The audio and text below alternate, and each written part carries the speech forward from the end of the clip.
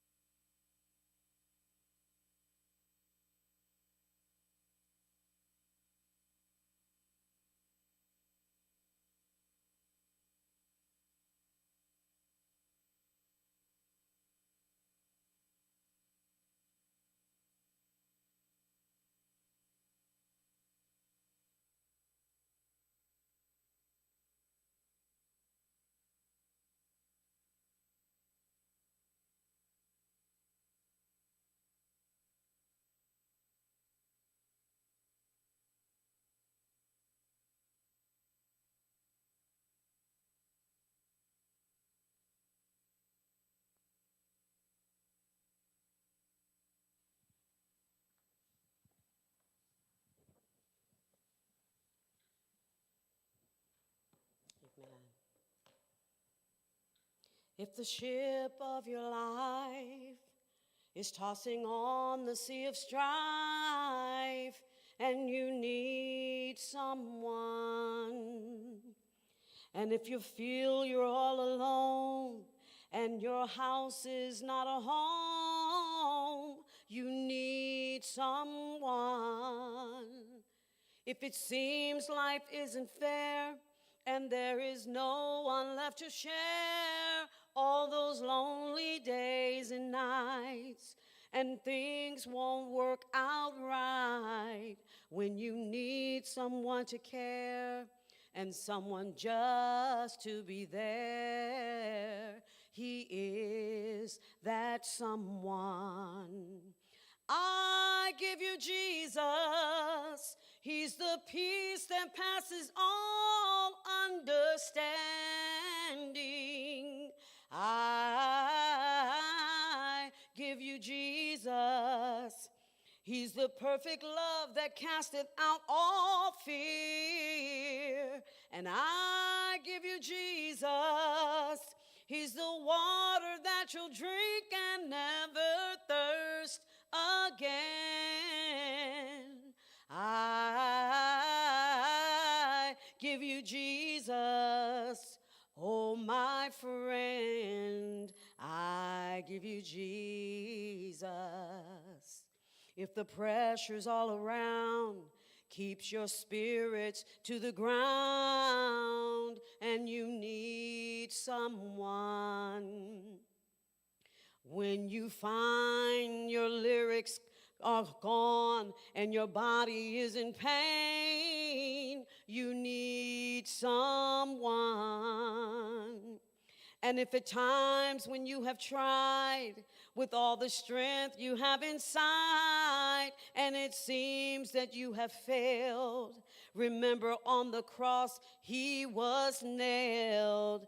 All the bitterness and grief to give you peace and relief.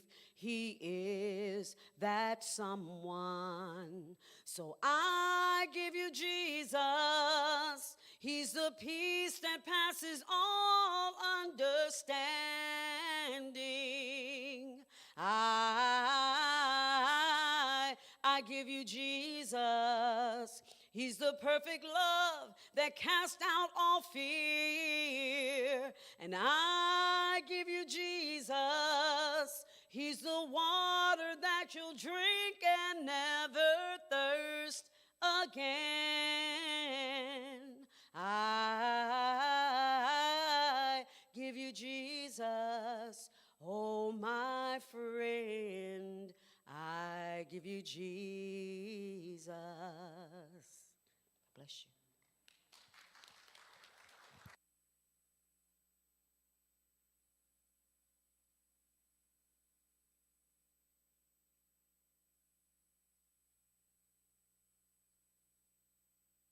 Encouraging words of hope. And thank you, Carol, for that wonderful selection. I give you Jesus. Thank you very much for that. I'm going to read a poem, a short poem that will inspire and give hope. Think about all the beauty that's still left in and around you, and be happy by Anne Frank.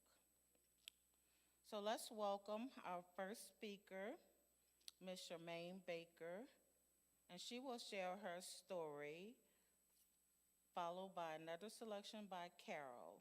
And if you're watching by Facebook or YouTube, share, and we are going to have some amazing speakers tonight, and so invite family and friends and share the video. Thank you.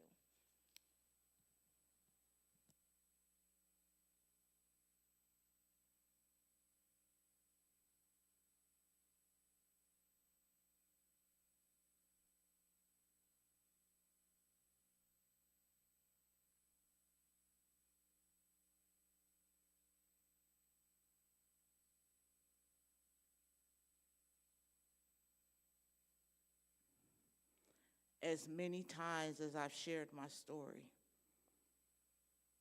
it doesn't get easier, but it gets stronger. It makes me stronger.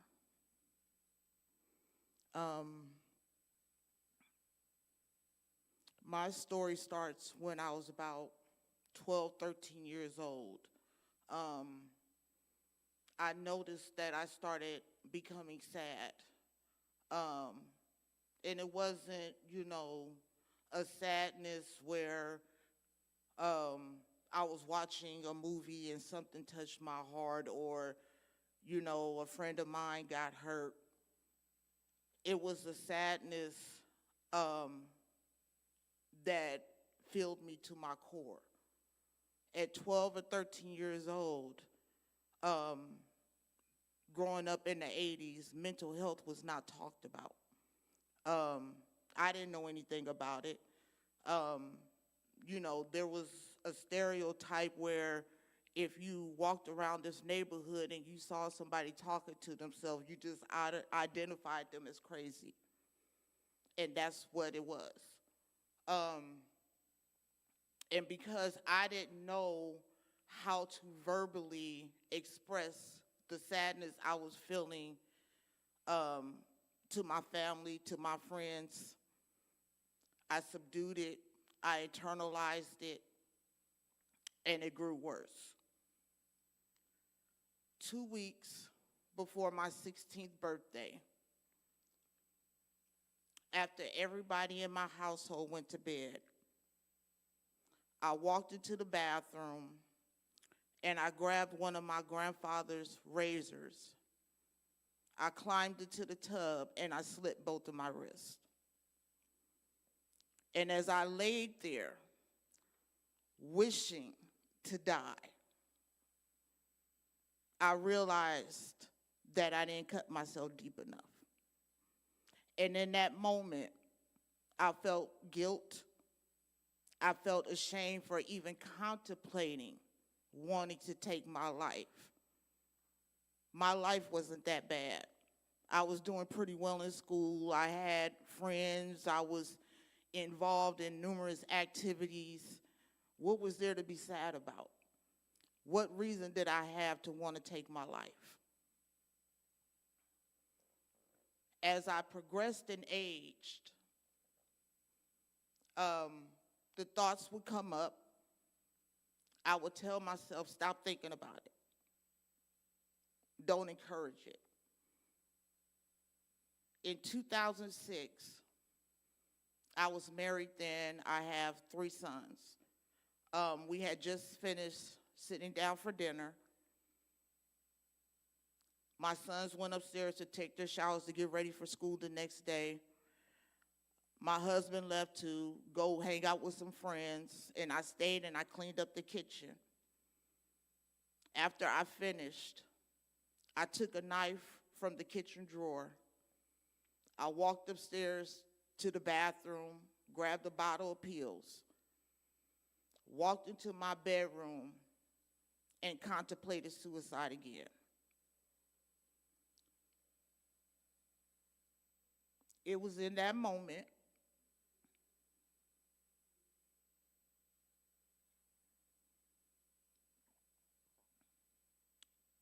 I knew I needed help. And the only person I knew to cry out to was to God. And as I'm praying, what I didn't recognize then, but it was the Holy Spirit asking me to call one of my closest friends, Linda Huff. It was a Wednesday night. I'll never forget this. And I called Linda, and I said, Linda, are you going to Bible study tonight? And she said, yeah. And I said, I want to go. So she came and got me. We went to Bible study. 3 days later, I accepted Christ in my life. Even though that was one of the best decisions I made,